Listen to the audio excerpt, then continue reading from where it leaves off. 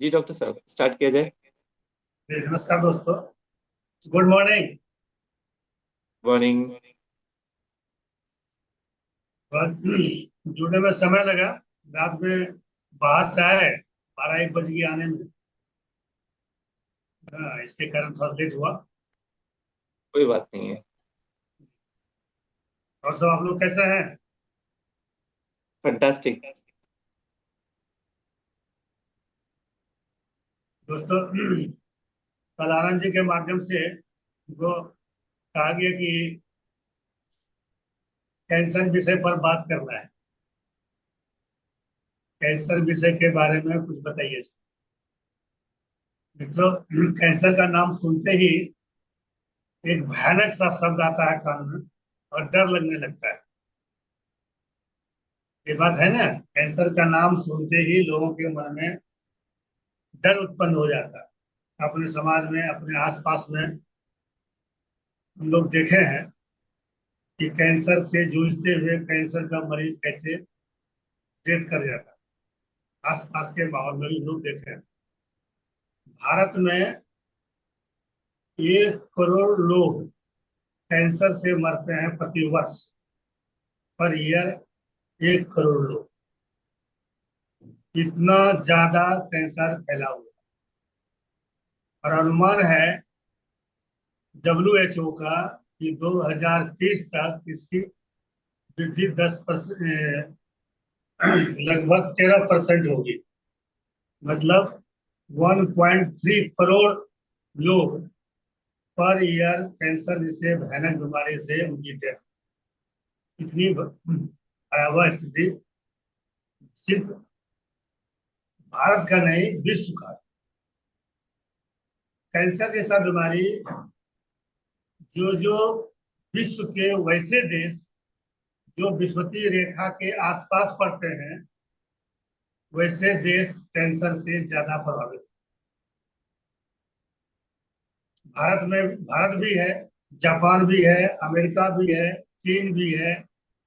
आप विषुवतीय रेखा जिस ग्लोब को देखिए, और जिस क्षेत्र से विषुवतीय रेखा प्रवेश करती है, वो सब कैंसर का प्रदेश, कैंसर का जगह है। यह तो भौगोलिक दृष्टिकोण से हम जानने का प्रयास कर रहे हैं कि कौन कौन सा देश कैंसर जैसे भयानक बीमारी के क्षेत्र में आता है। वे इसका यह कह सकते हैं कि कैंसर का एक क्षेत्र है।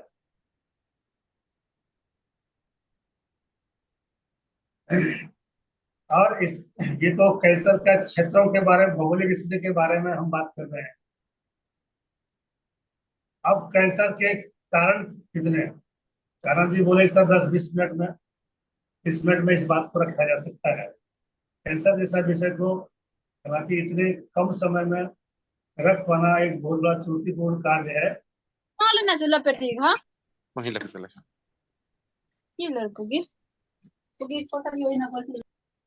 हेलो। हाँ, इसको कुछ विषयों को छाटकर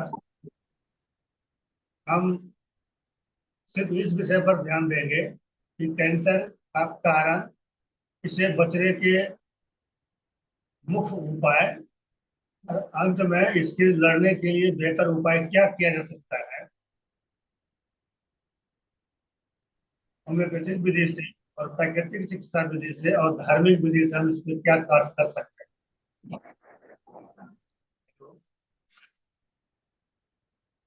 हेलो।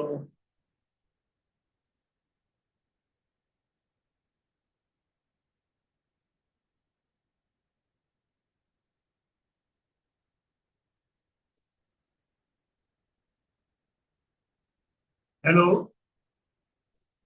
यस डॉक्टर साहब। आवाज आ रही है? Yes yes yes. हाँ।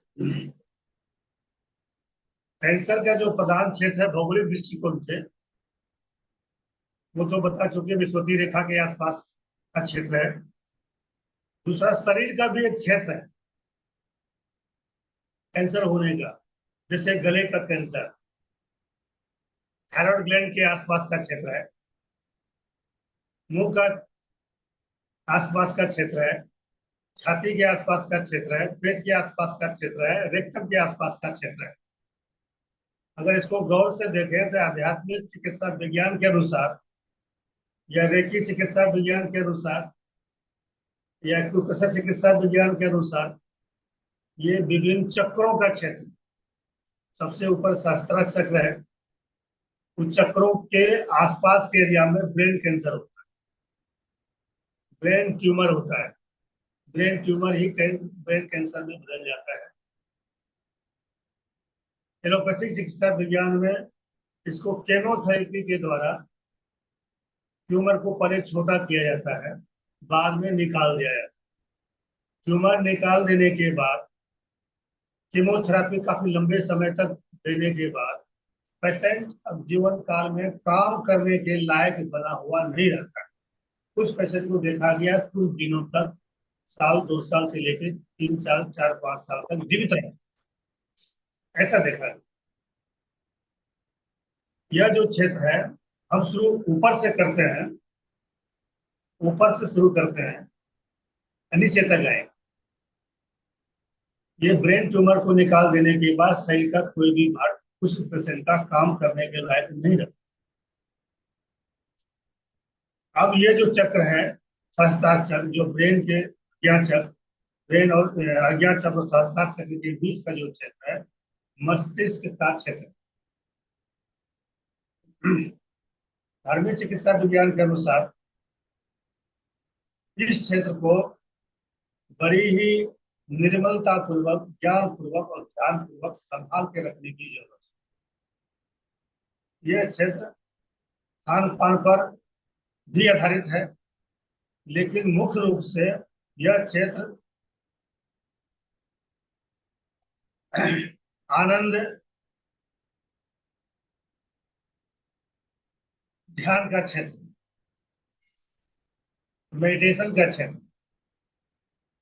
योगी लोग अज्ञान चक्र पर ध्यान लगाकर अपने ज्ञान केंद्रों को खोलते हैं और उन ज्ञान चक्रों के आधार पर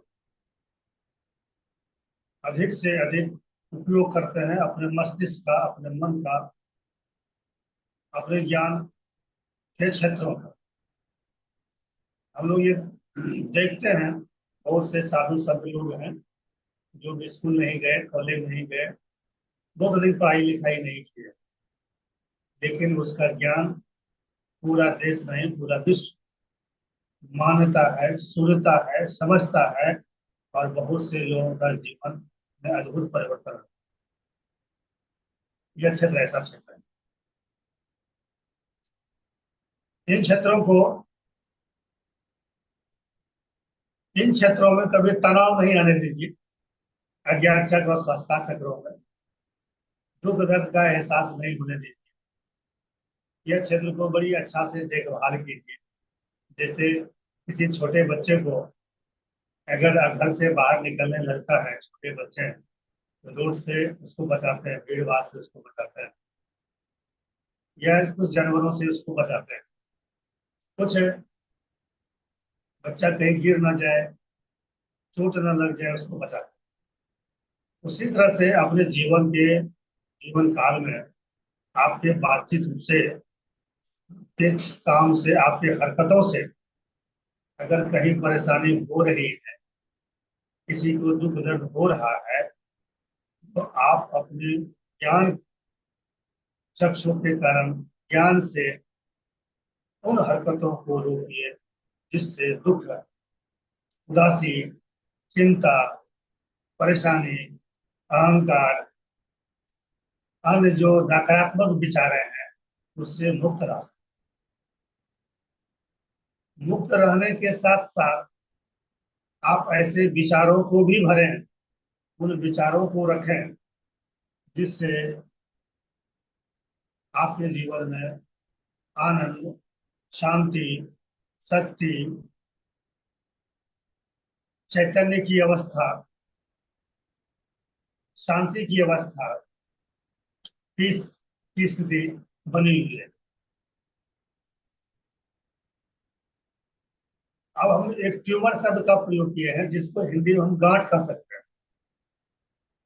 हम पहला क्षेत्र मस्तिष्क को इसलिए लिए कि ट्यूमर में गांठ प्राय का नाम सुने होंगे कि ट्यूमर में गांठ।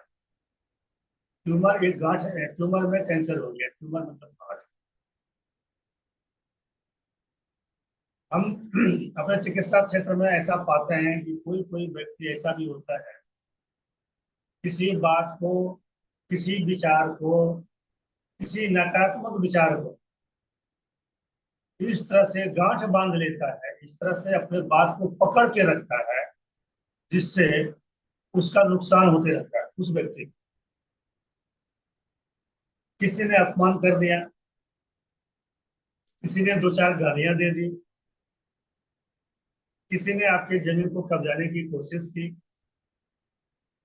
या अन्य अन्य तरह की जो आपके मन को पसंद न आता हो ऐसा व्यवहार किया किसी। अब उस विचार को आपने मन में पकड़ के रखा है।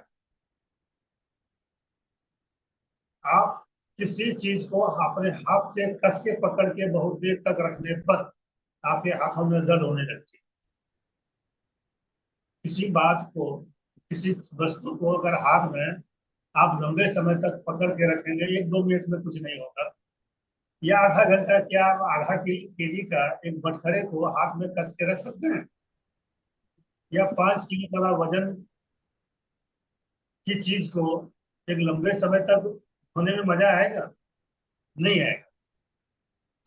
थोड़ी देर ठीक लगेगा, उसके बाद वह भारी लगने लगेगा, और अधिक पकड़ के रखेंगे दर्द होने लगेगा, उसके बाद और अधिक पकड़ के रखेंगे हाथों में सूजन होने लगेगी। उसी तरह किसी भी बात को मन में लंबे समय तक पकड़ के रखते हैं तो मन गांठ बनाने के लिए उस एड्रिनल ग्लैंड्स को उत्प्रेरित करेगा, प्रेरित करेगा, और वहां धीरे धीरे गांठ बनने की प्रक्रिया शुरू हो जाएगी। जब वहां गांठ बन गई, जिस जगह, वह नसों का एक गुच्छा है जो विभिन्न क्षेत्रों से आकर उस ग्लैंड के पास मिलन का पॉइंट होता है, वहां मिलता है, जंक्शन बन जाती है उस जगह। जब उस जगह गांठें बन जाएगी, उसको सुलझाना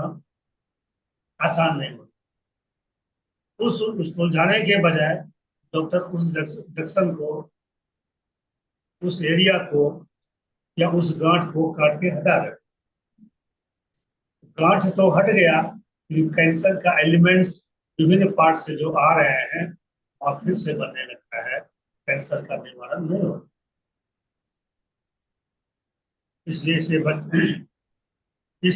इसीलिए उसे बचने के लिए अपने मन को, अपने अपने सहस्त्रार चक्रों का चिकित्सा विज्ञान में कुछ अलग तरह का रंग का उल्लेख किया गया है, कुछ अलग तरह का चित्र का उपयोग किया गया है, कुछ अलग तरह का मंत्र का उपयोग किया गया है, कुछ अलग तरह का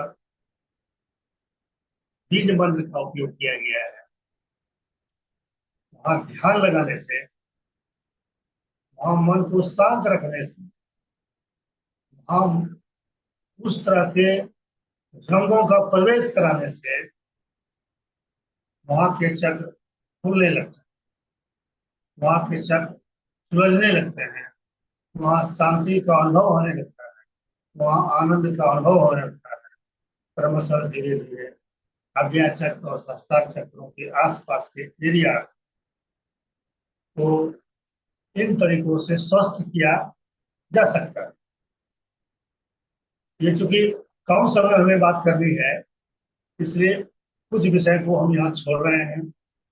फिर नेक्स्ट टाइम जब मौका मिलेगा तो हम इस पर डिटेल, इस पर निवारण और इसको हीलिंग प्रोसेस में कैसे डालते हैं, हम प्राय कैंसर के मरीजों पर कैसा प्रयोग करते हैं, वो हम बताएं।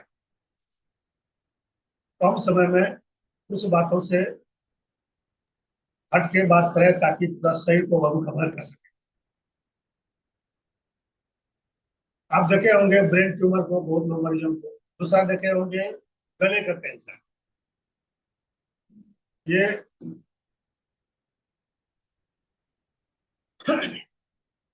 हो गया।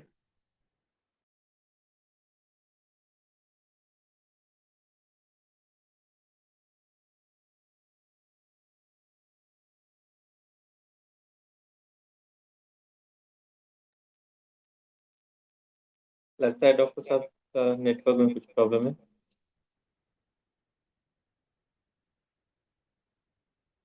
एक मिनट रुक जाते हैं हम लोग।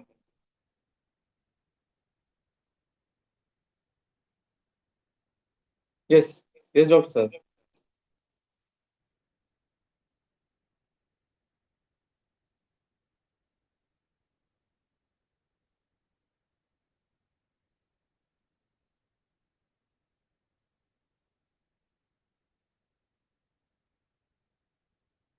लगता है डॉक्टर साहब लीव हो गए।